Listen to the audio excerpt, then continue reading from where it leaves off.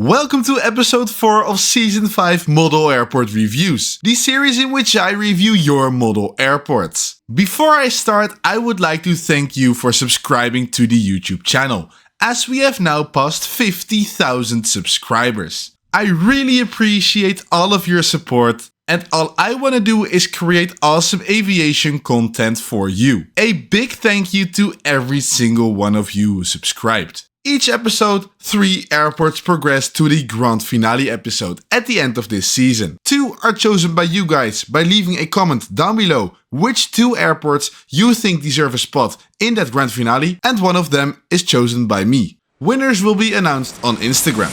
Let's get started.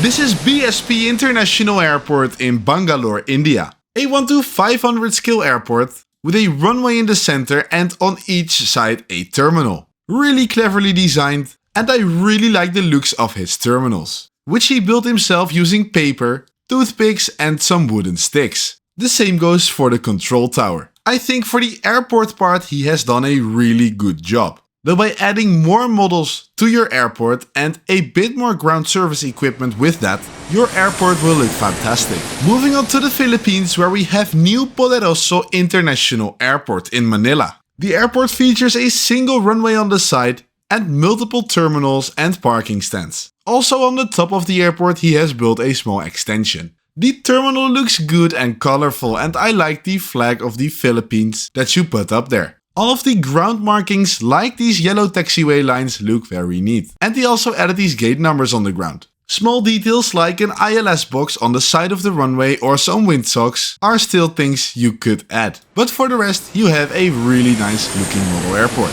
This is Miami International Airport in Florida, an exact replica of the actual Miami airport. It features 4 runways, a huge terminal in the front and also a smaller cargo terminal in the back. And also on the right side of his airport he has got space for aircraft to park. Overall it's an enormous airport. When we switch to the nighttime views, we see that the airport also lights up, as he uses some light poles around the terminal area, and the runway has got some lights installed in its center line. This is really cool to see, and therefore earns the best lighting badge in my opinion. Taking a closer look at a single aircraft stand, we see that he has got some paper folded ground service equipment. And what I really like is that he added some branding on the jet bridge, and also the gate number is stuck down on the jet bridge as well. The only thing I'm sure you can improve is the terminal. The shape is there, but I think you can add windows, some texture on the roof, and in general some more color to it, which will result in a much more realistic airport. Furthermore, on the far end of the runway are some lighting poles, and I am not too sure whether an aircraft is able to land over the top of them and still be able to touch down in the touchdown zone. What I mean with that is that they are probably too tall. Either place them further back or make them a lot lower. Though overall we're looking at a really large and nice looking model airport. This is Baltimore Thurgood International Airport in the USA, consisting of a single runway and 2 terminals, which are both 3D printed. He's got a nice layout for his airport. The airplanes on his airport are from Darren. This is a cost-effective option, though these models do lack some quality and detail. In terms of ground markings, both on the runway with all of the touchdown zone signs and on the airport apron, he has done a fantastic job, exactly as it's supposed to be. Also a fun detail is this ILS box which guides the aircraft down to the runway, though I have 2 tips for you. One might be obvious: ground service equipment. Baggage carts, fuel trucks, catering trucks, aircraft stairs, any vehicles driving around an airport. And secondly, on top of the modeling grass you could add some grass tufts. Really cheap on AliExpress, and it really adds some extra realism to the modeling grass. Next we go to Bora International Airport in India. A fictional airport consisting of a single runway and a terminal, with once again some Darren aircraft I think. And I like the coziness of this airport, especially at night as the colorful LEDs on top of the terminal light up. I like the attention to detail on his airport, as he also has an ILS box. These yellow signs are taxiway signs guiding the aircraft to the correct place whilst on the ground, gate number markings and runway ahead markings on the ground, and on the side he has also got a heliport and some parking space for ground service equipment. The GSE on his airport is Lego, which looks nice and colorful. The terminal seems to be built out of paper and the jet bridge once again has some advertising on it.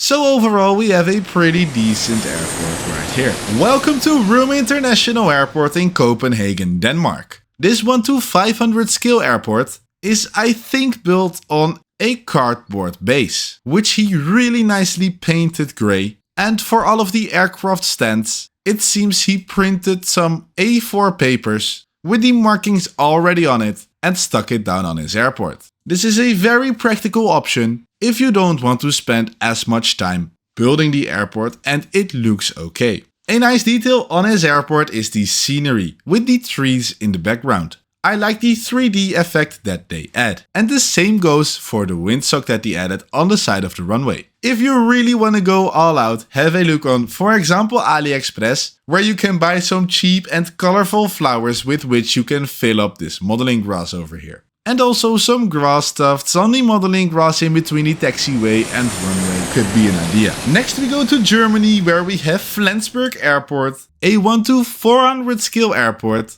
which looks really good. And there are a bunch of details to talk about. Starting off, the modeling grass looks really neat. And these curved shapes look nice. Next to the apron, he has got a bunch of ground markings to talk about. He printed all of these gate signs. B9, B10, B11 look really neat. What he also printed is the max span sign here on the left of the screen. This indicates that an aircraft with a wingspan of less than 36 meters is allowed to pass on this taxiway line. Furthermore, on the road for the ground service equipment, he's added these tiny signs where the vehicle should stop and wait when an aircraft is passing and going in and out of the aircraft stand. And the final detail on the ground, I like that he added these concrete tiles, simply using a pencil. Overall, a fantastic job on the ground markings. Furthermore, his airport consists of a lot of ground service equipment,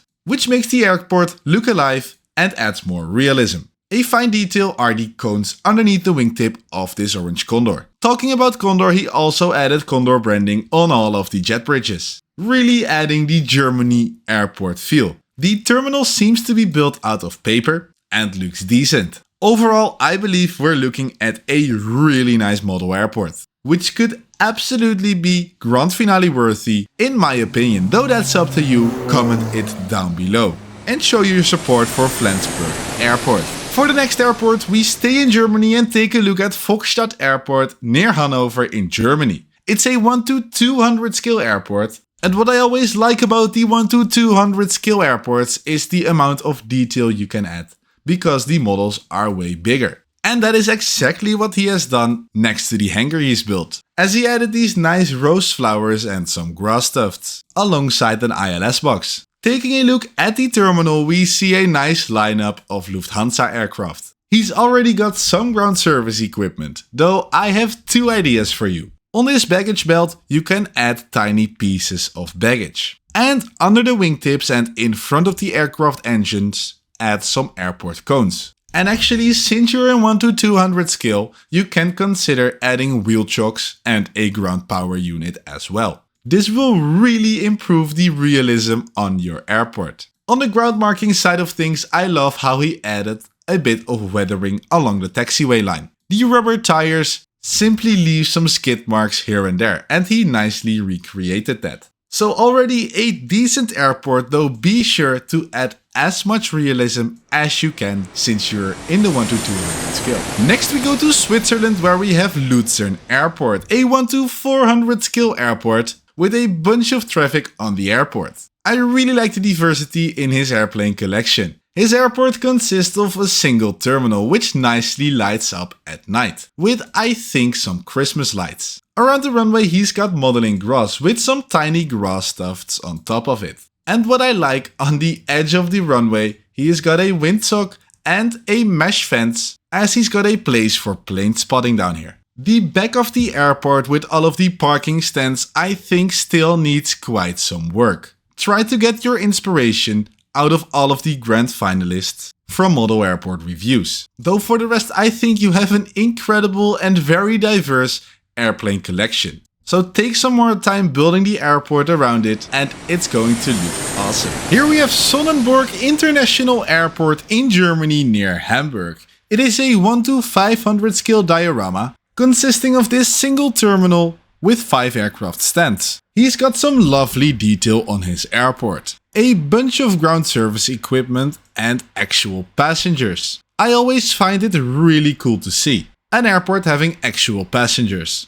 And I'd love to know where you have got them from. So be sure to comment that down below. Also, I like the branding on the fuel truck and the airport worker next to it. On the other side of the terminal, he has got a small access road with some cars and some passengers once again. Overall, a small but great model airport with nice attention to detail. We stay in Germany and take a look at Ferstat International Airport near Stuttgart. It's a 1:500 scale diorama once again. And this one is way bigger than the previous one. It consists of multiple terminals and remote aircraft stands, and it also has a runway on the bottom right here. The big terminal features place for wide-body aircraft. Some cool details are the solar panels that he installed on the roof, the nice double jet bridges with branding on them, and I like the weathering that he added over the taxiway line here. And this weathering is seen all around all of the aircraft taxiway lines on the airport, which I find a really cool addition.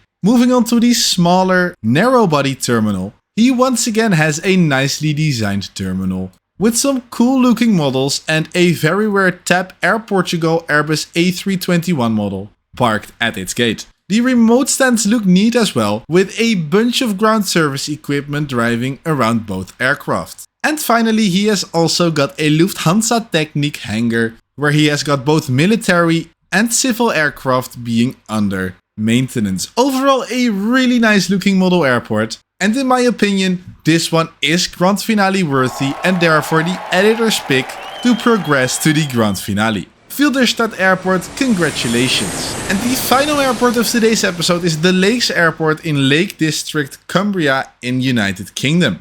It's a 1:400 scale airport with 2 large terminals. And I really like this picture that he added of the lineup of Jet2, EasyJet, Jet2 Holidays and TUI aircraft. Really cool. The GSC on this airport is partially from Herpa wings like the air stairs, but he has also folded them from paper. A nice detail is that he added a background to his airport, which in this image looks much better than a plain white wall. About the airport itself, I cannot say really much, because this is the only good image I have where the ground markings are visible. But the terminal with all of the jet bridges seems to look neat, and the same goes for all of the ground markings. And with the Lakes Airport, we got the 4th episode rounded up. 12 airports, of which Ferstat already progresses to the grand finale. Comment down below which 2 airports you believe deserve a spot in there as well. Thank you for watching, be sure to like and subscribe to my channel, and I will see you